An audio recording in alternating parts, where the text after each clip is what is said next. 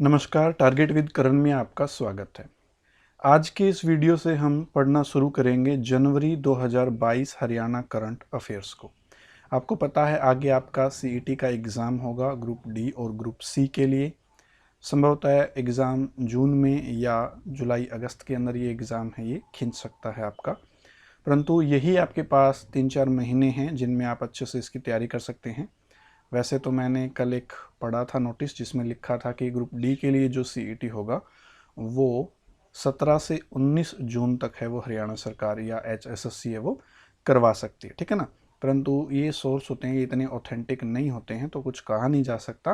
परंतु अपने को अगर तैयारी करनी है तो अपने को यही मान के चलना चाहिए कि जून के अंदर ये एग्ज़ाम है वो हो सकता है। इससे क्या होगा कि अपनी तैयारी को हम फाइनल टच है वो दे पाएंगे। थोड़ा अगर आगे डेडलाइन लेकर जाएंगे तो थोड़ी सी मुश्किल हो जाएगी, है ना। तो इसलिए ये बेहतर यही है कि अभी हम अपनी तैयारी को अच्छे से फाइनल टच है वो दे, ताकि इस एग्ज़ाम के अंदर अच्छे से अच्छा है वो हम कर सके, ठीक है। तो आज से हम पढ़ना शुरू करेंगे हरियाणा करंट अफेयर और बाकी चीज़ें भी पढ़ेंगे, पर सबसे पहले हम हरियाणा करंट अफेयर है वो कंप्लीट करेंगे। आज की इस वीडियो में हम जनवरी 2022 का पूरा जो करंट अफेयर है 1 मंथ का, वो इस एक वीडियो के अंदर ही कवर कर लेंगे, ठीक है ना। मोस्ट इंपॉर्टेंट पॉइंट्स जो परीक्षा के लिए इंपॉर्टेंट है, हम उन चीज़ों को अच्छे तरीके से पढ़ेंगे। मैं कोशिश करूंगा कम से कम टाइम के अंदर आपकी चीज़ें हैं वो कवर कर पाऊँ। मेरा कभी ये उद्देश्य नहीं रहा है कि बहुत सारे वीडियो बनाऊं, बहुत सारे व्यूज़ आए, नहीं। कंटेंट जितना है बस उतना ही, लंबा नहीं खींचना है। एक वीडियो के अंदर 1 मंथ है वो आराम से अच्छी तरह से हो जाता है, इतने क्वेश्चन बनते हैं। वैसे तो अगर डेली वीडियो बनाए जाएं करंट के तो भी बन सकते हैं, कितना भी खींच लो, करंट का तो कोई मुद्दा ही नहीं है। एक अखबार 20 पेज का डेली छप के आता है, ठीक है। तो आज से ये चीज़ें हम कंटिन्यू पढ़ेंगे और आपको भी अब कंटिन्यूटी है वो बना के रखनी है अपनी सारी सब्जेक्ट के अंदर, सिर्फ हरियाणा जी के नहीं, बाकी सब्जेक्ट में जहाँ आप वीक हो, खासकर जिन चीज़ों में आप वीक हो उनको अपने को अच्छे से कवर करना है, क्योंकि वहीं से आपका सिलेक्ट होने के चांसेस है वो बढ़ जाते हैं, ठीक है। एक छोटी सी रिक्वेस्ट रहेगी, अगर आपने इस चैनल को अभी तक सब्सक्राइब नहीं किया है तो इसको सब्सक्राइब करना है। मैंने थोड़ा विराम लिया, विराम के बाद लौटा तो मैंने देख रहा हूँ कि कुछ सब्सक्राइबर हैं वो घट गए हैं। होना ये चाहिए था कि कुछ चीज़ें बढ़ें। तो ये सभी को एक फैमिली मानकर इस वीडियो को शेयर करना है, ताकि हम ग्रोथ कर सकें मिलकर, ठीक है। तो चलिए करते हैं शुरू। सबसे पहला जो पॉइंट बनता है जनवरी 2022 हरियाणा करंट अफेयर्स का, वो है सरस्वती नदी के प्रवाह क्षेत्र में कुल 633 पुरातात्विक स्थान हैं वो मिले हैं। पुरातात्विक स्थान क्या होता है? पुरातात्विक स्थान का मतलब है प्राचीन समय के स्थान। पूरा का मतलब होता है प्राचीन, तो पुरातात्विक स्थानों से अभिप्राय ऐसे स्थान हैं जो प्राचीन इतिहास का या आज से पहले के समय का के साक्षी रहे हों या उनका वर्णन करते हों, ठीक है ना। अगर स्थानों की बात करें पुरातात्विक, जैसे मोहनजोदड़ो हो गया, लोथल, कालीबंगा, ये क्या है? इतिहास से जुड़े पुरातात्विक स्थान हैं। तो यहाँ बात हो रही है सरस्वती नदी के प्रवाह क्षेत्र की, कि प्राचीन समय में जब सरस्वती नदी बहती थी तो इसके तट के ऊपर कुछ नगर थे, कुछ गांव थे, कुछ अद्वितीय भौगोलिक संरचनाएं थी, जिनके प्रमाण अब मिले हैं, और ऐसे हैं टोटल 633, ठीक है। इनमें से हरियाणा के अंदर कितने हैं? तो 444, 444 स्थान हैं वो कहाँ हैं? हरियाणा के अंदर। अपने को याद रखना है सरस्वती नदी के प्रवाह क्षेत्र में अब तक 633 पुरातात्विक स्थान मिले हैं, जिनमें से 444 है वो आपके कहाँ हैं? हरियाणा में, ठीक है ना। सरस्वती ये जो नदी है ये ऋग्वेद काल की सबसे पवित्र नदी मानी जाती है। अगर क्वेश्चन आ जाए कि आर्य सभ्यता में किस नदी को सबसे महत्वपूर्ण नदी का स्थान प्राप्त था, या क्वेश्चन आ जाए ऋग्वेद में सबसे पवित्र नदी किसे माना गया है, तो वो हो जाएगी आपकी सरस्वती, ठीक है। सरस्वती के लिए ही सबसे ज़्यादा मंत्र हैं वो आपको मिलेंगे नदियों के अंदर, ठीक है। इसके अलावा अगर क्वेश्चन ये पूछ लिया जाए कि सरस्वती नदी है वो कहाँ से निकलती है, तो यमुनानगर जिले के अंदर एक स्थान है जिसका नाम है आदि बद्री। आदि बद्री से ये जो सरस्वती नदी है ये निकलती है, ठीक है। बाद में सरस्वती नदी घग्गर नदी के अंदर मिल जाती है सामान्य तथ्यों के अनुसार। वैसे तो ये भूमि के ऊपर इतनी ज़्यादा है नहीं, ठीक है, एक एस्टिमेट है, इस तरह से कह सकते हैं। तो प्राचीन काल में या प्राचीन काल के मिथकीय रूप में ये भी माना जाता है कि सरस्वती नदी है ये प्रयागराज के अंदर, जिसको पहले इलाहाबाद कहा जाता था, वहाँ जाकर यमुना और गंगा के अंदर मिल जाती है, ठीक है ना। संगम गंगा यमुना सरस्वती, ठीक है। तो एक ये मिथकीय चीज़ है और एक ज्योग्राफिकल चीज़ है, ठीक है। इसके बाद अगला जो पॉइंट है वो है सरस्वती हेरिटेज विकास बोर्ड। ये एक बोर्ड बनाया गया है। हेरिटेज का मतलब होता है विरासत। जैसे महल है, किले हैं, ये चीज़ें अपने को विरासत में मिली है और इतिहास को बचाए रखने के लिए ये जरूरी है कि हम इन चीज़ों को संरक्षित करें। ठीक है, तो सरस्वती नदी की जो विरासत है उसको संभालने के लिए, उसकी पहचान करने के लिए एक बोर्ड बनाया गया है जिसे नाम दिया गया है सरस्वती हेरिटेज विकास बोर्ड। और इसके अध्यक्ष होते हैं मुख्यमंत्री, यानी पदेन इसके अध्यक्ष होते हैं। जो मुख्यमंत्री होगा हरियाणा का वो ही इसका अध्यक्ष होगा। ठीक है ना। जैसे अगर हम एग्जाम्पल के लिए बात करें, भारत का उपराष्ट्रपति होता है वो राज्यसभा का पदेन सभापति होता है, यानी राज्यसभा का स्पीकर या सभापति है वो चुना नहीं जाता है, ऑटोमेटिक जो देश का राष्ट्रपति हो उपराष्ट्रपति होगा वो उपराष्ट्रपति राज्यसभा का पदेन अध्यक्ष है वो सभापति है वो हो जाएगा। ठीक है, इसका एक वॉइस प्रेसिडेंट भी है, उपाध्यक्ष भी है, जिनका नाम है धूमन सिंह किरमिच। इसको अपने को याद रखना है। अगला है स्मार्ट सिटी प्रोजेक्ट। इसको हम अच्छी तरह से पढ़ चुके हैं। बहुत सारे जिले अलग अलग राज्यों के इसमें कवर किए गए हैं। तो करनाल में राज्य का पहला कल्चरल कॉरिडोर है वो विकसित किया जाएगा। कॉरिडोर कह सकते हैं ऐसे जैसे जगह होगी, ये सड़क होगी ना, इसको बोल देंगे हम कॉरिडोर। ठीक है ना, या कोई एक बॉक्स बना देंगे, इतनी इतनी जगह, ये होगी कॉरिडोर। ठीक है ना, ये सामान्य परिभाषा होती है कॉरिडोर की। तो मानो ये कोई सड़क है और इस सड़क के किनारे हम यहाँ बना दें, यहाँ गीता संस्थान हो गया, यहाँ महाभारत का एक थीम संस्थान हो गया, यहाँ धार्मिक पुस्तकों की स्टॉल हो गई, यहाँ हम कोई पर्यटन स्थल विकसित कर दें, तो ये पूरा एक कॉरिडोर बन गया कल्चर से संबंधित। ठीक है ना, किससे संबंधित? कल्चर से संबंधित। तो ये बनाया जा रहा है करनाल के अंदर और ये नेशनल हाईवे स्थित गीता द्वार से लेकर घंटाघर चौक तक लगभग 4 किलोमीटर के दायरे में विकसित होगा। ठीक है ना, यानी इसके आसपास है वो कल्चर, संस्कृति से संबंधित चीज़ें, वस्तुएं या दुकानें, ठीक है ना, या मास्टरपीस है वो दिखाए जाएंगे। ठीक है, अगला जो पॉइंट है अपने पास वो है राज्य में 23 फरवरी को नेताजी सुभाष चंद्र बोस का जन्म दिवस पराक्रम दिवस के रूप में मनाया गया। चंडीगढ़ के सेक्टर 3 स्थित एमएलए हॉस्टल के पास मुख्यमंत्री ने नेताजी की प्रतिमा का अनावरण है वो किया है। ठीक है ना, एमएलए हॉस्टल के पास इनकी प्रतिमा है वो लगाई गई है। किनकी? नेताजी सुभाष चंद्र बोस की। 23 जनवरी को इनका जन्म हुआ था, 23 जनवरी 1897 को, 23 जनवरी 1897 को इनका जन्म हुआ था। और इनकी डेथ हुई थी 18 अगस्त 1945 को। जन्म हुआ था 23 जनवरी 1897 को और इनकी जो डेथ हुई थी वो हुई थी 1945 के अंदर 18 अगस्त को। ठीक है, तो इनका जन्मदिन दिवस है वो पराक्रम दिवस के रूप में मनाया जाएगा। ये फैक्ट है, इसको याद रखना। वैसे आपको लगभग सबको पता है नेताजी के बारे में।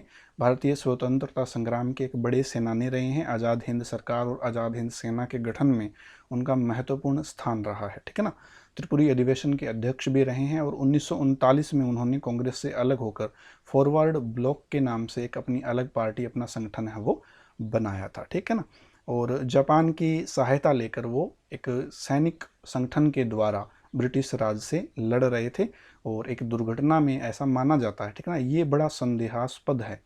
ठीक है ना, कुछ लोग इसको मानते हैं, कुछ लोग इसको नहीं मानते, कि एक एयरक्राफ्ट के अंदर क्रैश हो गया था, वो गिर गया था युद्ध के अंदर 18 अगस्त 1945 को। उसी के अंदर डेथ हो गई थी नेताजी सुभाष चंद्र बोस की। इनकी जो अस्थियां हैं वो जापान के अंदर एक मंदिर है, बौद्ध मंदिर है, जिसका नाम है रैनकोजी मंदिर, रैनकोजी मंदिर के अंदर रखी गई है। ठीक है, तो इनकी बेटी भी है वैसे अनीता बोस, इनकी पत्नी है, उनका नाम था एमिली। वो ऑस्ट्रिया की थी, जो जिसकी राजधानी वियना है। तो उनके साथ नेताजी सुभाष चंद्र बोस की गुप्त शादी हुई थी। उनकी डेथ के बाद ही ये चीज़ें बाहर आई। उनकी बेटी का नाम है अनीता बोस। ठीक है ना, भारत सरकार ने उनको सम्मानित भी किया था, पर वो विदेश में ही रहते हैं। ठीक है, एमिली है, उनकी डेथ हुई थी 1996 में, परंतु फिर भी वो पूरे जीवन में कभी भारत है वो नहीं आ पाई थी। बोस के परिवार वाले हैं वो वियना के अंदर ही उनसे वहाँ पर मिले थे। अनीता बोस है वो कई बार देश के अंदर आई थी। ठीक है, खैर ये एक्स्ट्रा फैक्ट है। हम बात करते हैं आगे की। इंडियन ऑयल द्वारा Indian oil extra green diesel और ग्रीन कॉम्बो लुम्ब्रिकेंट का भारत में पहला ट्रायल बल्लभगढ़ बस स्टैंड से शुरू हुआ है। ठीक है ना, ग्रीन डीजल और ग्रीन कॉम्बो लुम्ब्रिकेट, इसका जो पहला ट्रायल है वो बल्लभगढ़ बस स्टैंड से शुरू हुआ है, इंडियन ऑयल द्वारा किया जा रहा है। ठीक है, इससे क्या होगा, प्रदूषण है वो कम होगा और माइलेज है वो भी 5% ज़्यादा मिलेगा। गणतंत्र दिवस की परेड में हरियाणा की झांकी में 10 खिलाड़ी शामिल रहे।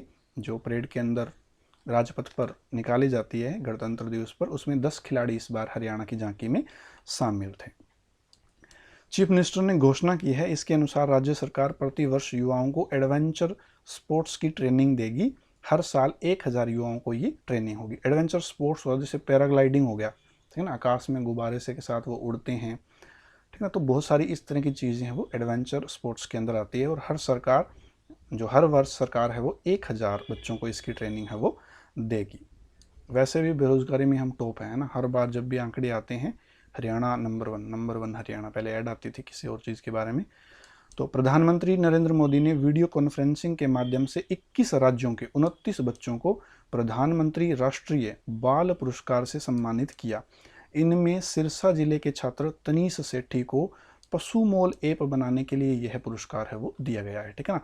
देखो याद क्या रखना है, प्रधानमंत्री राष्ट्रीय बाल पुरस्कार राशि होती है इसके अंडर 1,00,000 रुपए, और इनमें हरियाणा के एक बच्चे को सम्मानित किया गया है। सिरसा के नाम है इसका तनीष सेठी, इसने पशु मोल ऐप बनाया था, ये पशुओं की खरीद बेच से संबंधित ऐप है, ठीक है। इसके अलावा आकर्ष कौशल है करनाल का, इसको ऑनलाइन पोर्टल बनाकर स्वास्थ्य विभाग की सहायता करने के लिए प्रधानमंत्री राष्ट्रीय बाल पुरस्कार से सम्मानित है वो किया गया है, ठीक है ना। आकर्ष कौशल को नाम याद रख लेना है, आकर्ष कौशल। और तनीष सेठी सिरसा का है, पशु मोल ऐप बनाया था।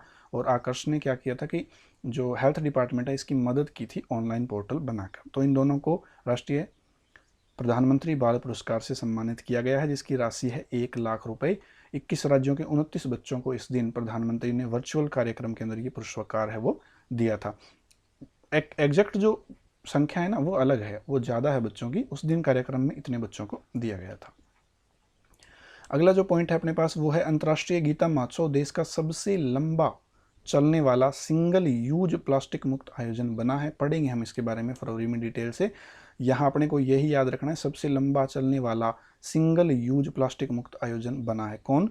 अंतर्राष्ट्रीय गीता महोत्सव। Global इन्वायरो safety management private limited, ये एक कंपनी है, एक संस्था है, इसने ये प्रमाण पत्र है वो हरियाणा सरकार को दिया है। मीन क्या हो गया कि ये जो कार्यक्रम है ना, इसके अंदर सिंगल यूज प्लास्टिक है ना वो यूज नहीं हुआ। सिंगल यूज मतलब एक बार यूज करके फेंक दे, जैसे पानी की बोतल है, प्लास्टिक की आती है, एक बार हम पिएंगे और उसको फेंक देंगे, एक ही बार यूज हुआ ना, उसको बोलते हैं सिंगल यूज प्लास्टिक, ठीक है ना। तो ऐसी चीजें इसके अंदर उपयोग है वो नहीं की गई।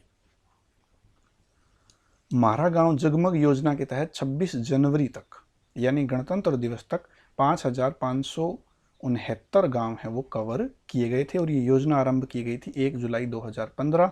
सबको पता है कि ये बिजली से संबंधित योजना है। गांव के अंदर 24 घंटे बिजली सप्लाई है वो इसके तहत की जाती है। गणतंत्र दिवस के अवसर पर हरियाणा पुलिस के 14 अधिकारियों को राष्ट्रपति पुलिस पदक से सम्मानित है वो किया गया है। हरियाणा के 14 ऑफिसर्स को, पुलिस ऑफिसर्स को राष्ट्रपति पुलिस मेडल है वो दिया गया है। गणतंत्र दिवस पर नीरज चोपड़ा को परम विशिष्ट सेवा मेडल से सम्मानित किया गया है। नीरज चोपड़ा है ये क्या है? आर्मी पर्सन है, ठीक है ना। तो वैसे तो सभी को पता है कि इन्होंने भाला फेंक में गोल्ड मेडल जीता था, पर इसी के साथ क्या है, ये आर्मी पर्सन है, तो उसी क्षेत्र के अंदर इनको परम विशिष्ट सेवा मेडल है वो भारत के राष्ट्रपति की ओर से दिया गया है। आईएएस ज्योति अरोड़ा और पंकज मेहता, आईएएस ज्योति अरोड़ा और पंकज मेहता ये बनाए गए हैं हरियाणा के नए सूचना आयुक्त, हरियाणा के नए इंफॉर्मेशन कमिश्नर बनाए गए हैं, स्टेट इंफॉर्मेशन कमिश्नर, ठीक है ना। कौन? ज्योति अरोड़ा और पंकज मेहता। अगर क्वेश्चन पूछ लीजिए हरियाणा का मुख्य सूचना आयुक्त कौन है, तो ये हो जाएगा यशपाल सिंघल, ठीक है ना। मुख्य सूचना आयुक्त है यशपाल सिंघल, और ये दोनों बनाए गए हैं सूचना आयुक्त। देखो ऐसे समझो कि एक बॉडी है जैसे पूरी, ये है हरियाणा का सूचना आयोग। इसमें एक होगा चीफ, जिसको बोला जाएगा chief information commissioner, chief information commissioner CIC, मुख्य सूचना आयुक्त, ठीक है ना। और इसके अंडर में है ना कुछ और होंगे, जैसे लगभग 5 हैं इस टाइम, ठीक है ना, ये घटते बढ़ते रहते हैं, वो हो उनको बोला जाएगा सूचना आयुक्त। ये नीचे वाले होंगे सूचना आयुक्त, और इससे ऊपर वाला जो एक ही होगा वो होगा मुख्य सूचना आयुक्त। तो ये जो नीचे वाले हैं ना, इनके अंदर 2 सीटें और भरी गई हैं, एक ज्योति अरोड़ा और एक पंकज मेहता से। ये जो मेन बंदा है मुख्य सूचना आयुक्त है, ये है यशपाल सिंघल, ठीक है। अगला है अंबाला के नंगल गांव में राष्ट्रीय रोग नियंत्रण केंद्र की शाखा स्थापित की जाएगी, ठीक है ना। राष्ट्रीय जो डिजीज़ कंट्रोल सेंटर है ना, उसकी एक ब्रांच है वो खोली जाएगी अम्बाला के नंगल गांव में। ये है ना जो वायरोलॉजी होती है, विषाणु जीवाणु के जो गंभीर रोग होते हैं ना, उनसे संबंधित चीज़ों के ऊपर अच्छा कार्य करती है। ठीक है, तो इससे फ़ायदा होगा हरियाणा को। करनाल के सलारू गांव में स्थित राष्ट्रीय बागवानी अनुसंधान एवं विकास प्रतिष्ठान NHRDF, नाम याद रखना है, पूछ भी सकते हैं कि कहाँ है। राष्ट्रीय बागवानी अनुसंधान एवं विकास प्रतिष्ठान कहाँ है? सलारू गांव करनाल के अंदर है। इसके द्वारा प्याज की एक नई गुलाबी रंग की प्रजाति है वो विकसित की गई है। नाम दिया गया है NHO 920। ठीक है, NHRDF कहाँ है? सलारू गांव करनाल के अंदर स्थित है। ठीक है। कुरुक्षेत्र विश्वविद्यालय के पूर्व कुल सचिव प्रोफेसर डॉक्टर राघवेंद्र तंवर को भारतीय ऐतिहासिक अनुसंधान परिषद का अध्यक्ष नियुक्त वो किया गया है। क्वेश्चन आ सकता है, हरियाणा के किस विद्वान को या व्यक्ति को भारतीय ऐतिहासिक अनुसंधान परिषद का अध्यक्ष नियुक्त किया गया है? तो वो है प्रोफेसर डॉक्टर राघवेंद्र तंवर। ठीक है, कुरुक्षेत्र यूनिवर्सिटी के ये पूर्व कुल सचिव हैं। युवा दिवस पर खेल मंत्री संदीप सिंह ने अजय शर्मा को राज्य युवा पुरस्कार से सम्मानित किया गया है। ठीक है ना, ये एक फैक्ट है छोटा सा, इसको याद कर लेना है। इंडिया स्किल 2021 प्रतियोगिता में हरियाणा की टीमों ने 11 पुरस्कार है वो जीते हैं। ठीक है ना, कौशल से संबंधित प्रतियोगिताएं होती हैं जिनमें से 11 पुरस्कार है वो हरियाणा की टीमों ने जीते थे। अगला है उद्यमी अवार्ड। हरियाणा उद्यमी अवार्ड, हरियाणा सरकार है ये हर वर्ष गणतंत्र दिवस को हरियाणा उद्यमी अवार्ड देती है और ये जिला स्तर के ऊपर दिया जाता है। जिला स्तर पर जो फर्स्ट आता है उसको 10,000, दूसरे को 7,500, तीसरे को 5,000 रुपये पुरस्कार है वो दिए जाते हैं। ठीक है ना, तो उद्यमी अवार्ड है ये गणतंत्र दिवस पर दिया जाता है जिला स्तर पर।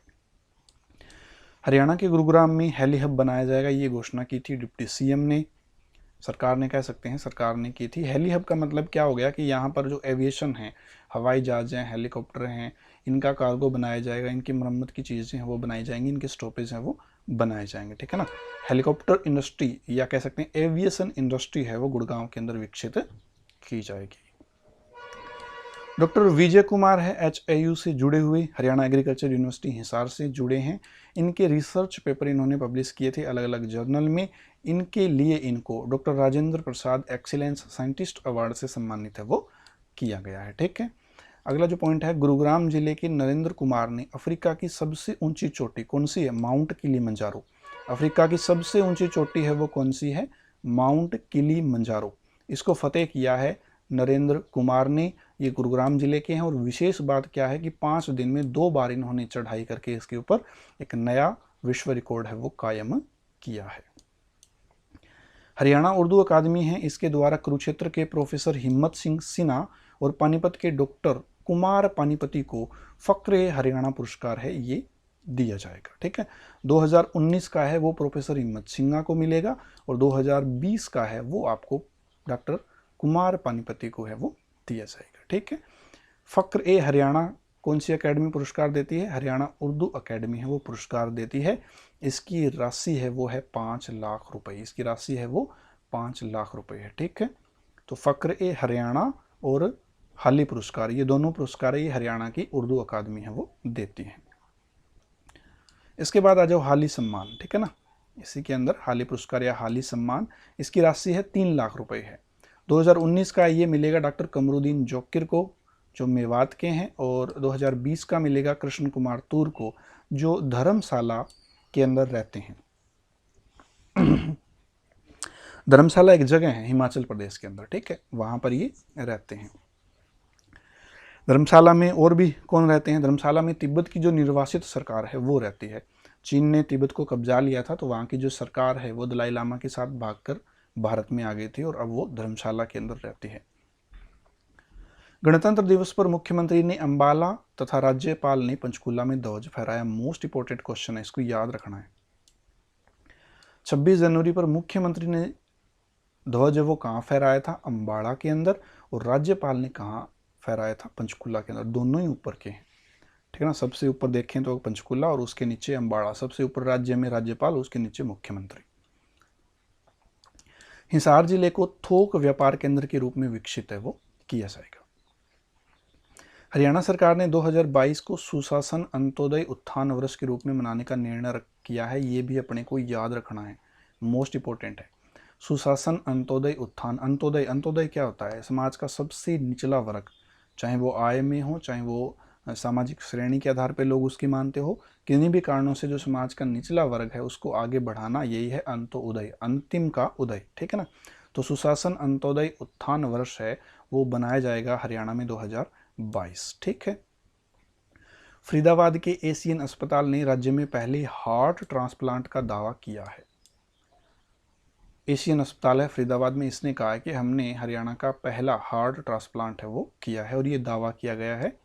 एक क्वेश्चन है जो याद रखना है, इसके ऊपर बहस है वो नहीं करनी है, ठीक है ना। दावा का मतलब यही होता है कि इनकी तरफ से ये कहा गया है। हरियाणा राज्य महिला आयोग की चेयरपर्सन बनाई गई है रेनू भाटिया।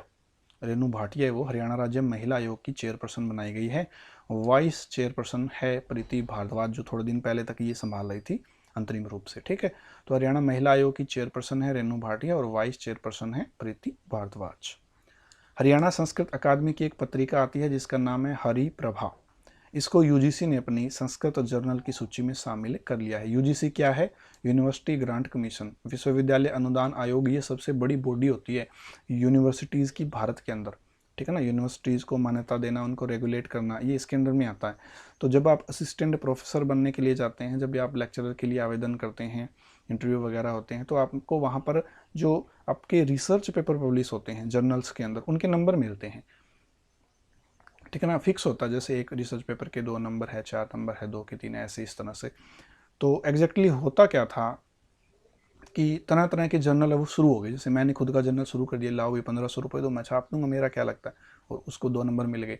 तो यूजीसी ने क्या किया कि रेगुलेट कर दी इन चीज़ों को। उन्होंने बता दिया कि हम चेक करेंगे जर्नल्स कैसे कैसे हैं, किस किस आधार पर हम मापदंड बनाएंगे, और हम एक लिस्ट जारी करेंगे। इसके अंदर, इस सूची के अंदर शामिल जो जर्नल्स हैं, रिसर्च जो पब्लिकेशंस हैं, उनके अंदर जो लोगों के जर्नल शामिल होंगे सिर्फ वही मान्य हैं, वो माने जाएंगे, उन्हीं के आपको आगे फ़ायदा है, नंबर है वो मिलेंगे, ठीक है ना।